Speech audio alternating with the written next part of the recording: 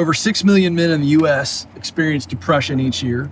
Men die by suicide nearly 4 times as often as women, with suicide being the 7th leading cause of death for males. I gotta believe there's a hula hoop you could throw around that as to what's really going on. A lack of dads. There it is. It all comes down to missing dads. Yeah.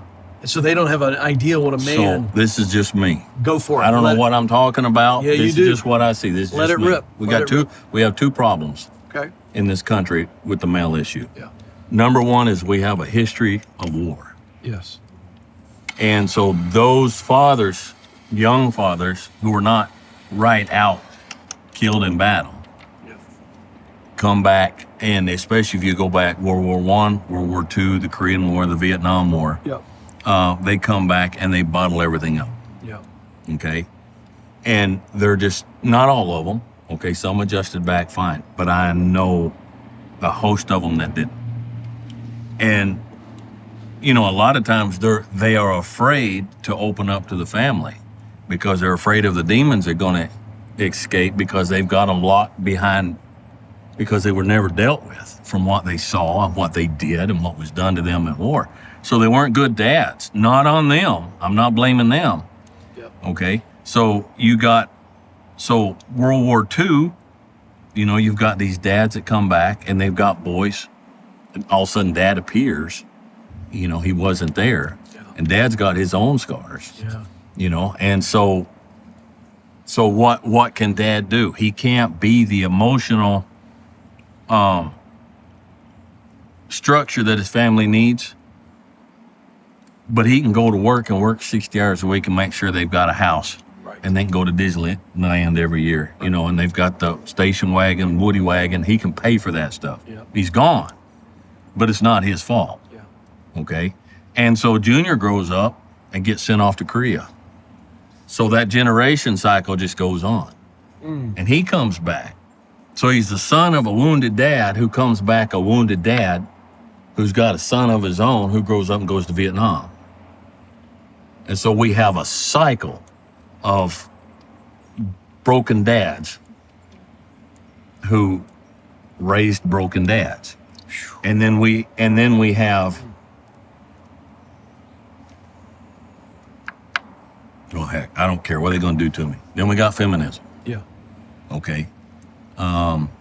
And I get this all the time on my channel. Feminism is this. No, it's not. Even feminists don't agree what feminism is. Mm-hmm. But what it has resulted in is a bunch of boys being raised by their mama. Right.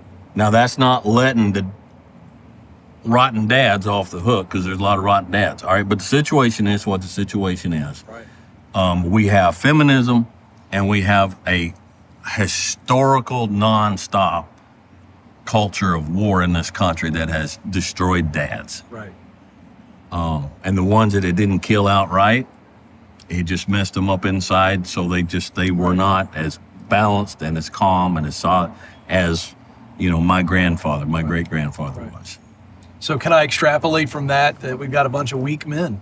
We have a bunch of weak men. I mean, we call it mental health. So what makes a man? Easy answer is a man makes another man. Well, that's right. I mean, that's it. Yeah. Okay. A whole man, a healthy man. A whole healthy man is what it takes to make another man. I mean, we're not born with this. We don't come out of the womb knowing how to be a good man. It's taught to us. We're raised in it. And if a man is not raised and taught by a man, then he's never going to be a whole man. Which then that comes into what, you know, we have today. And we've got two sides of today. We've got guys like myself, and Ryan Mickler's a good friend of mine. Yeah. He's coming out to Kentucky next month to spend about 3 days with me. Yeah, he's a great guy. Yeah. But you got guys like that whose focus is doing what we can to help. Yep. But every coin's got two sides. Yep. And the other side of that coin is this abomination we call the manosphere, who are just taking advantage of it, you know, of these lost young men and making money and putting a bunch of toxic garbage out there. Yeah. You know, Ooh, now you're on it. So and I think that's absolutely right. Describe that toxic garbage so people can identify it, because I think people need to have their eyes open to this. the toxic garbage mostly, and I'm going to have to expand Go on for this it. after I say it. Yeah. Okay. Most of the toxic garbage that comes out it's all women's fault. Right. So it's teaching these boys to despise women. Right. Okay. Now, women share the blame, but the key word there is share.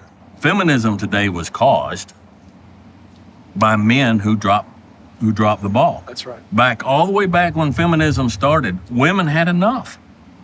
They had enough of men who weren't being men. And they're like, I think we can do a better job. Yeah. And so even the start of feminism, in a large part, in my mind, was caused by chump men. Yeah. And so women stepped in to fill a role that the men were not filling. In a lot of cases, I realize we're painting with a broad brush. Sure. And it's just a big cycle. Yep. And then what you get is you get that pendulum. Yes. Okay? You get men who back in the day, and when I say back in the day, I'm talking back in 1800s, 1700s, were tyrants. Yeah. Okay? They were just tyrants. Women had enough. And so they stepped in and the pendulum went up here. All right? So you've got this garbage that we have today. And so now you've got your manosphere guys who are trying to swing that pendulum back, but now they're swinging it plumb back up here. Right. And what we need is this balance in the middle where we respect and honor women and stand up to them. All right? But we be men.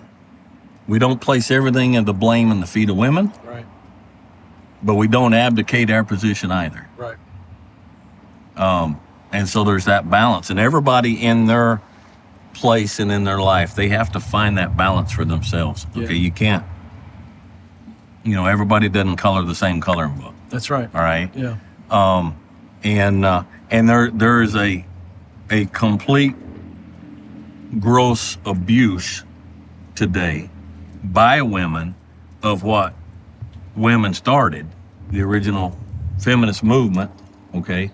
But then there is a gross abuse by men in response to the abuse of the women. Yeah. And so everybody's just abusing everybody. Yeah. I mean, if you look at it, if you get online and you look at the feminist and you look at the manosphere and you look at this, and everybody's just abusing everybody. Yeah. If a man can, number one, become secure in himself, not arrogant, calmly, quietly, gently secure, Yes.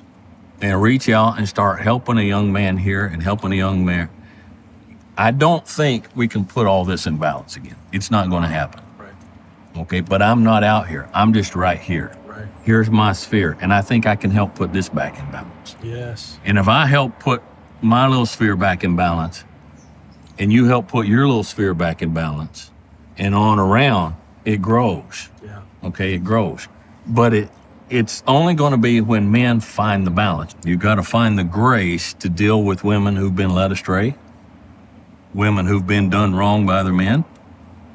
And you have to combine that with a strength to stand up and say, look, I understand, but you're not treating me like that. Yeah.